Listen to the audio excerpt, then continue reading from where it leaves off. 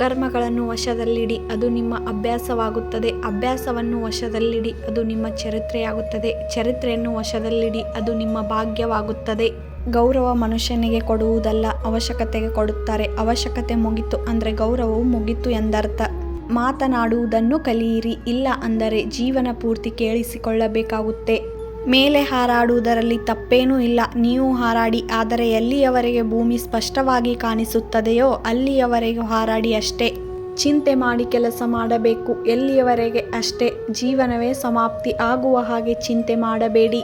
ನೀವು ಎಷ್ಟು ಯೋಚಿಸಿ ನಿಮ್ಮ ಶಬ್ದಗಳನ್ನು ಬಳಸಿದರೂ ಕೇಳಿಸಿಕೊಳ್ಳುವವರು ಅವರ ಯೋಗ್ಯತೆ ಮತ್ತು ಅವರ ಮನಸ್ಸಿನ ವಿಚಾರಕ್ಕೆ ಅನುಗುಣವಾಗಿಯೇ ಅರ್ಥವನ್ನು ಹುಡುಕುತ್ತಾರೆ. ನಿಮ್ಮ ನಗು ನಿಮ್ಮ ಮುಖದ ಮೇಲೆ ಆ ದೇವರು ಮೂಡಿಸಿದ ಹಸ್ತಾಕ್ಷರವಾಗಿದೆ. ಅದನ್ನು ಕಣ್ಣೀರಿನಲ್ಲಿ ತೊಳೆಯಬೇಡಿ ಮತ್ತು ಕೋಪದಿಂದ ಹಾಳು ಮಾಡಿಕೊಳ್ಳಬೇಡಿ. ಯಾರು ನಮ್ಮ ಜೀವನದಲ್ಲಿ ಮಿತ್ರ ಹಾಗೂ ಶತ್ರುವಿನ ಹಾಗೆ ಬರುವುದಿಲ್ಲ. ನಮ್ಮ ವ್ಯವಹಾರ ಮತ್ತು ಶಬ್ದಗಳು ಜನರನ್ನು ಮಿತ್ರ ಮತ್ತು ಶತ್ರುಗಳಾಗಿಸುತ್ತವೆ. ಯಾರು ಯಾವಾಗಲೂ ದುಃಖಿಸುತ್ತಾ ಇರುತ್ತಾರೋ ಅವರ ಬಾಗಿಲಿಗೆ ಬಂದ ಸುಖವು ತಿರುಗಿ ಹೋಗಿ ಬಿಡುತ್ತದೆ.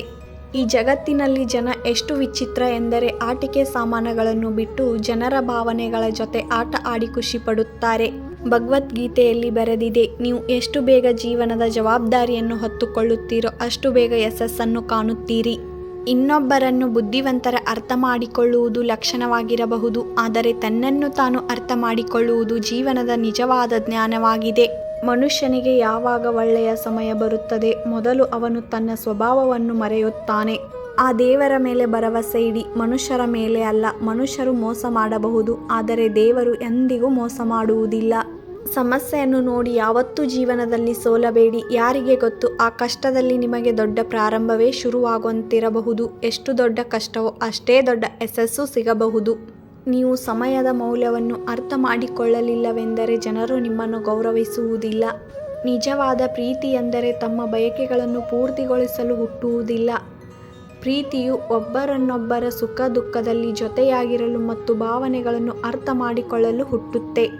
ಕಷ್ಟಗಳು ಗಾಳಿ ಇದ್ದಂತೆ, ನೀವು ಎಷ್ಟೇ ಕಿಟಕಿಯನ್ನು ಹಾಕಿದರೂ ಒಳಗಡೆ ಬಂದೇ ಬರುತ್ತದೆ. ದೊಡ್ಡತನ ಎಂತಹ ಗುಣವೆಂದರೆ ಅದು ಪದವಿಯಿಂದ ಅಲ್ಪ ಸಂಸ್ಕಾರದಿಂದ ಬರುತ್ತೆ. ನಾವೇ ಮೊದಲು ಕಳೆದು ಹೋಗಿದ್ದೇವೆ, ಮತ್ತೆ ಆ ದೇವರನ್ನು ಹುಡುಕುತ್ತೇವೆ.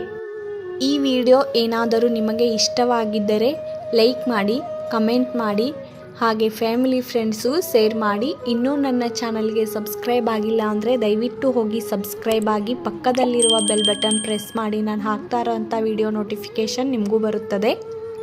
ಮತ್ತೆ ಹೊಸ ವಿಡಿಯೋದೊಂದಿಗೆ ಸಿಗ್ತೀನಿ. ಅಲ್ಲಿವರೆಗೂ ನೋಡ್ತಾ ಇರಿ, ಸಪೋರ್ಟ್ ಮಾಡ್ತಾ ಇರಿ. Thank you for watching.